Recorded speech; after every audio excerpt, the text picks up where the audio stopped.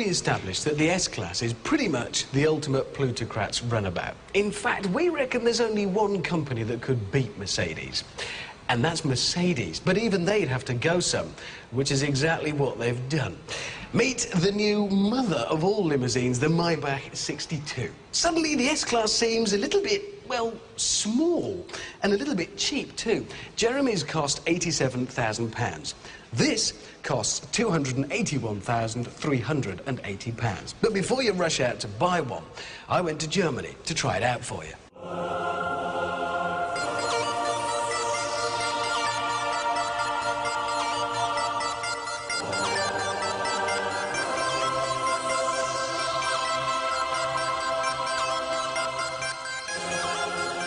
Mercedes sell 100,000 S-Class every year, but those sort of numbers are not for the Maybach. No, no, no, no.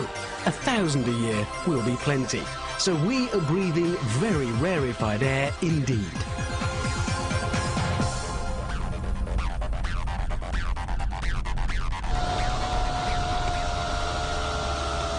If the S-Class really is as much car as anybody needs, how are people going to be persuaded to pay 3 times as much for another car? I suppose it's got to be in the details. I mean, the wood. There is the option of the black wood. They call it piano wood.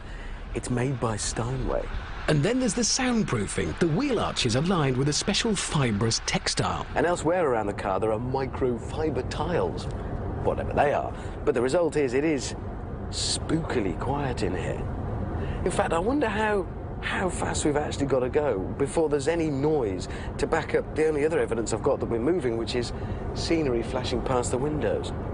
Manfred, step on it, please. Thank you.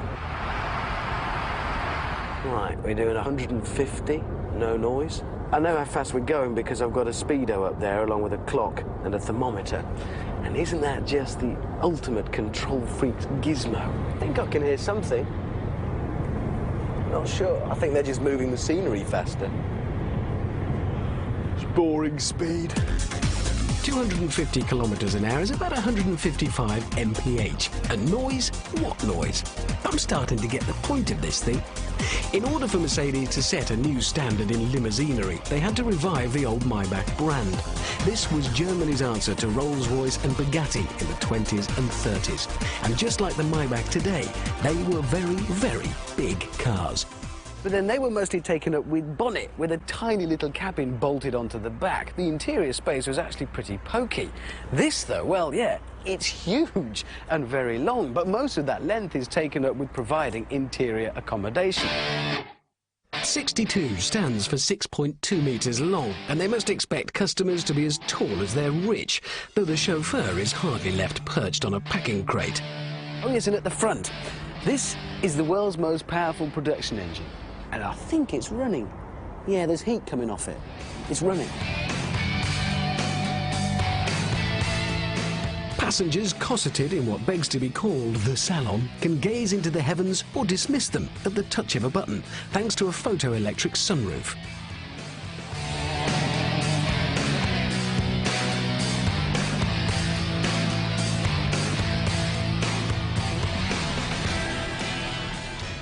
I don't know, nearly 300 grand, and it does look a bit sedate on the outside. But maybe that's just the northerner in me complaining. I mean, if I designed it, I'd really let people know that 300 grand was coming. It'd have fins, a glitter ball, neon, big mahogany TV cabinet, that sort of thing. The actual driving experience might be as relevant to potential owners as how to change the oil, but, well, it'd be rude not to. This is insane. This car is truly enormous, but it can get to over 60 miles an hour in 5.4 seconds. That's thanks to a 5.5-litre V12, 550 brake horsepower, 900 newton meters of torque. That's the important one. I'm not going to bore you by telling you what torque is if you don't know, because I can't explain it. But I tell you, 900 is a lot. It really is a lot.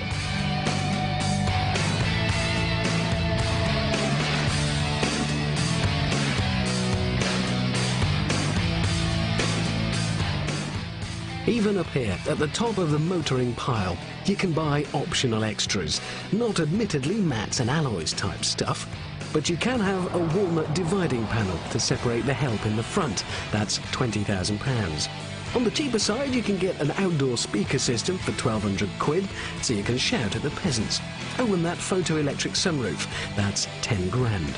What you do get is a personal liaison manager, or PLM. Your PLM, by the way, is another extra with the car, but you don't pay any more for it.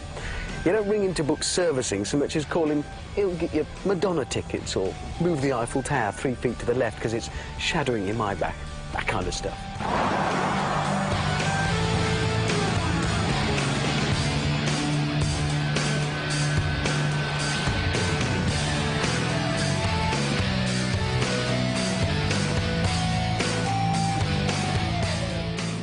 You'd be in Sicily before you finish playing with all the toys. I mean, essential executive equipment. 2 types of drink holder, remote DVD. So, is it better than a roller? Well, yeah, of course it is. It's huge. But it differs from a roller in the same way it differs from Ferraris. Those are both cars that kids have pictures of on their bedroom wall. This isn't. This isn't designed to bring a smile to the whole world. The Maybach is designed to bring a smile to the faces of the people who can really afford one. That's a very different kind of car. But the whole effect does begin to sink in after a while. While I'm here, I'm going to take advantage of the facilities, and there's a quick call I really need to make. Hello, is that Mr. Dainty? Good. Headmaster, Sharman's Cross Junior School, late 70s. Excellent. My name's Richard Hammond, Mr. Dainty. You may not remember me. Class 1A.